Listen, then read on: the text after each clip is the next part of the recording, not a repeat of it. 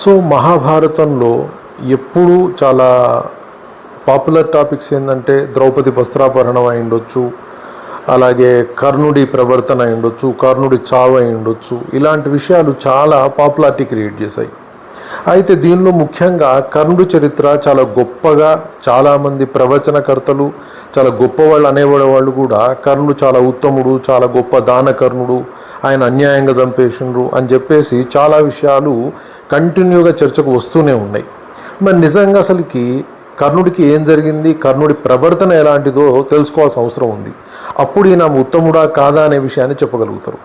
అయితే ఈయన ఉత్తముడు కాయితేంది కాకపోతేంది అనుకునే ఈ కాలం వాళ్ళకు కూడా ఆన్సర్ ఏంటి అంటే, ఒక వ్యక్తి ధర్మం తప్పి నీతిబాహ్యంగా ప్రవర్తిస్తే ఎలాంటి శిక్ష వేయబడుతుందో కూడా దీని ద్వారా తెలుపబడుతుంది. ఏ విధంగా ఒక మనిషి ప్రవర్తించాలి, ప్రవర్తించకూడదు కూడా తెలుసుకోవాల్సిన అవసరం అయితే అందరికీ ఉంది, అది ఏ కాలమైనా సరే. ఇప్పుడు కర్ణుడు మంచివాడా చెడ్డవాడా అనేది చూద్దాం.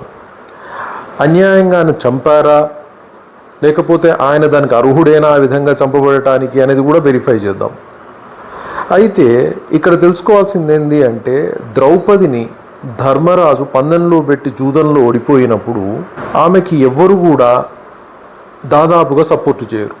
దానిలో ముఖ్యంగా విదురుడు, అలాగే ధృతరాష్ట్రుని చివరి కుమారుడు వికర్ణుడు, ఇతను దుర్యోధనునికి తమ్ముడు. వీళ్ళిద్దరూ తప్పితే ద్రౌపదీదేవికి సపోర్టింగ్గా ఉండేవాడు ఎవరూ కనిపించరు అక్కడ. సో ద్రౌపదిని ధర్మరాజు తాను ఓడిన తర్వాత ఈమెను ఓడినాడా, లేదా ఈమెను ఓడినాక తనను ఓడినాడా అని చెప్పేసి వికర్ణుడు ప్రశ్నిస్తాడు.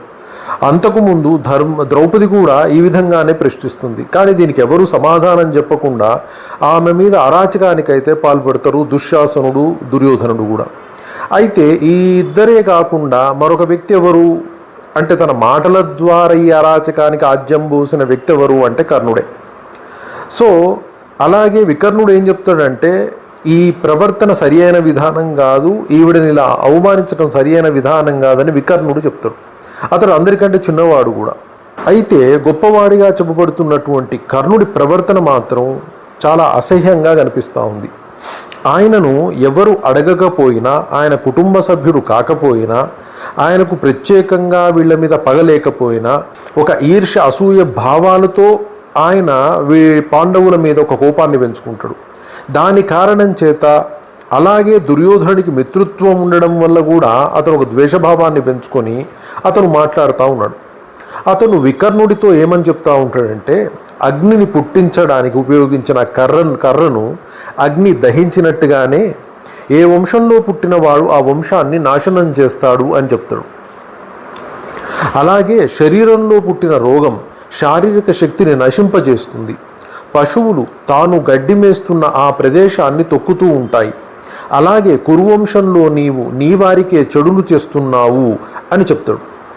అలాగే మళ్ళొక మాట ఏమంటాడంటే, ద్రోణుడు, భీష్ముడు, కృపుడు, అశ్వత్థామ, విదురుడు, ధృతరాష్ట్రుడు, గాంధారి వీరందరూ ఎవరూ మాట్లాడటం లేదు ఈ విషయం గురించి, అందరూ నీకంటే తెలివైన వాళ్ళు కూడా అని చెప్తాడు. అయితే ఇక్కడ కర్ణుడు మరొక బద్ధం ఏం చెప్తాడంటే, విదురుడు మాట్లాడటం లేదు అని చెప్తాడు. కానీ మొదటి నుంచి దీన్ని వ్యతిరేకిస్తున్న వ్యక్తి విదురుడు మాత్రమే. ఈ అజ్ఞానం వల్ల ఇలా మాట్లాడుతున్నావు, ద్రౌపదిని మనం గెలిచినా గెలవలేదని అంటున్నావు నీవు అని వికర్ణుణ్ణి దెప్పిపొడుస్తూ ఉంటాడు. ఆమెను ఏకవస్త్రాన్ని సభలోకి తీసుకుని రావటం అధర్మం అని నీవు అనుకుంటున్నావు. అది తప్పు. ఎందుకంటే దేవతలు స్త్రీకి ఒక భర్తనే నియమంగా విధించారు. కానీ ఈ ద్రౌపది అనేకులకు భార్యగా ఉన్నది కావున ఈమె బంధకి అంటే అపవిత్రురాలు అని నిర్ణయింపబడుతుంది.